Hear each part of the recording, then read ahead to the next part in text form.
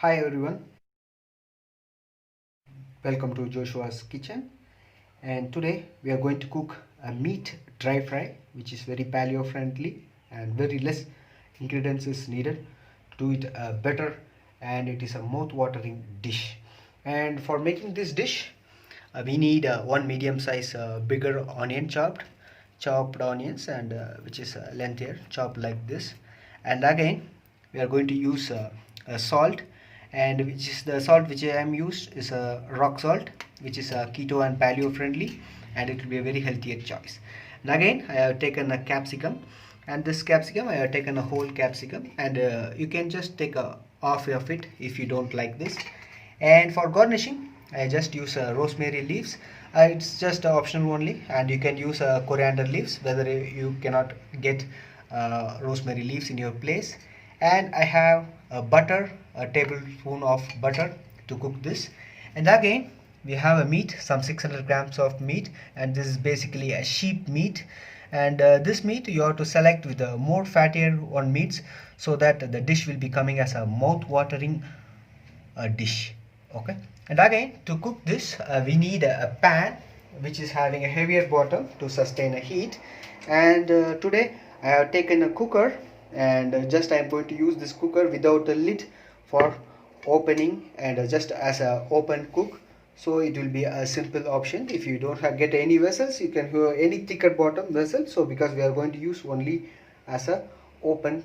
Okay, now we are going to switch on the induction stove. I am going to use it initially at temperature setting. Now I have kept a temperature of 130 degrees Celsius. And now let the pan to be heated slightly. Going to add butter in it. And after adding butter, you can just select your meat part which is having a more fat in it, and you just add along with your butter. Okay, after adding this you can just have to start the process of stirring, and you can just start to stir your pan, and you can stir slightly reduce the temperature. Now you can see our fat just starts to melt, and at this stage you can just add our remaining fat. While taking your meat, you can just sprinkle off all the water in it, because this is going to a dry fry. So we are just taking all the waters over it.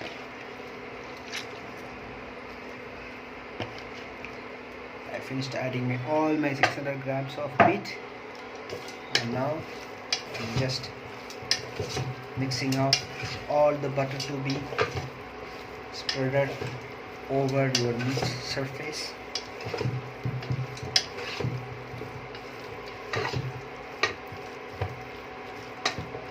And now you can just if you want, you can slightly increase the temperature, and again you need to stir it in frequent intervals, so that you are taking care without just the meat is going to be get stick inside your bottom of your pan. Okay, you can see the time. It is 3 minutes reduced. It's 1 hour 54 minutes reduced, and you can see the meat, the water in the meat is just coming out. You can see also our meat is started to just cook. As I already told, in frequent intervals you can just stir it, so it's not going to just get stick inside the bottom of the pan. Okay, now you can see the timing. It is 1 hour 46 hours, and we have just started on 2, and you can see the liquid has been reduced. Now at this point of time I'm going to increase temperature. Okay, I'm going to use 180, and you can standardize for your own cooker.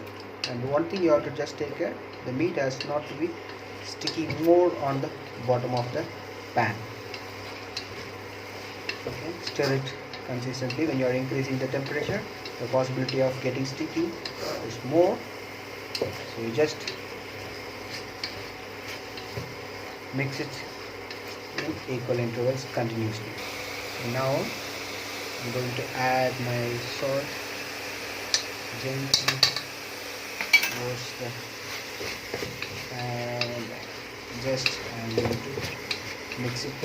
And the salt what I'm added is a small pot, and after finishing the dish you can just add more salt as per your own taste and need. Okay, now you can see my dish is almost being dry, and at this point of time I am going to slightly reduce the temperature, and continuously I am going to stir it. And this stirring thing is very boring, but after at last the output taste and the texture of this meat is going to kill you surely. Okay, now it's almost 1 hour 40 minutes, and you can see my meat bottom of my pan is almost starting to stick. At this point of time I am going to just close my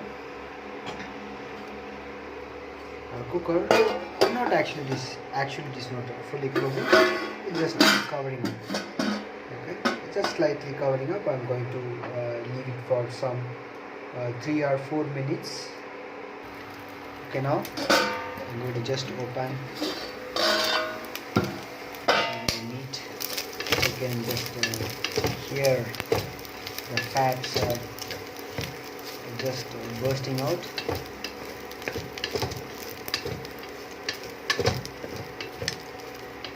Just stir it. Don't worry about the lower part. It's not going to just make your food bad.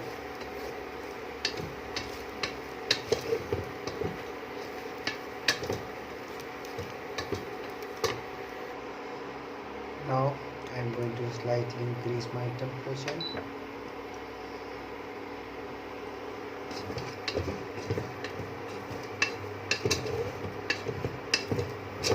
Let it be stirred.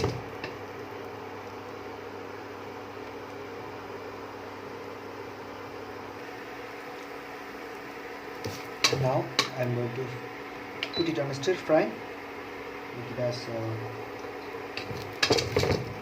make it good frying, because the temperature whatever I'm having is not enough, because the meat is not going to react for the heat. So I have made it as a stir fry. Now you can see the meat is almost done. Now I'm going to check a piece of it. It is tendery and juicy. Okay.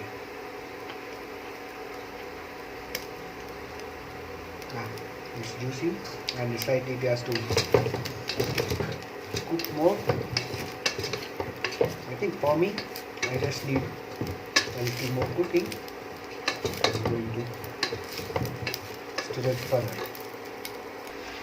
Okay, now it's almost you can see the meat has been cooked well. Now at this point of time I'm going to add my onions.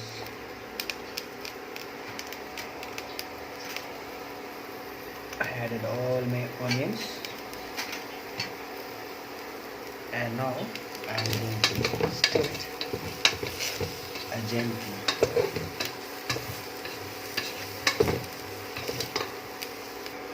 Just after 2 minutes of putting your onion, you're going to just add your red capsicums, diced.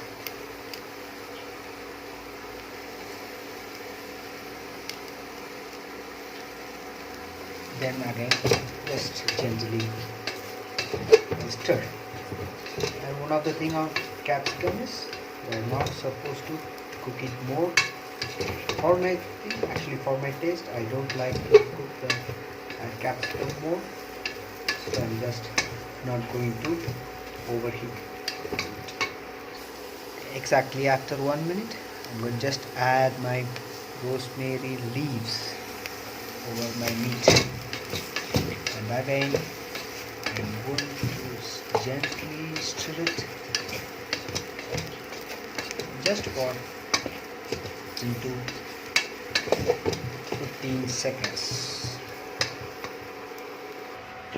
Now our wonderful meat dry fry is ready. You can see how consistent it is. You can just, I'm going to taste it. Wow, it's juicy and wonderful. Guys, please try it in your home and just put in a comment, and just please subscribe my channel and share with your friends. Thank you.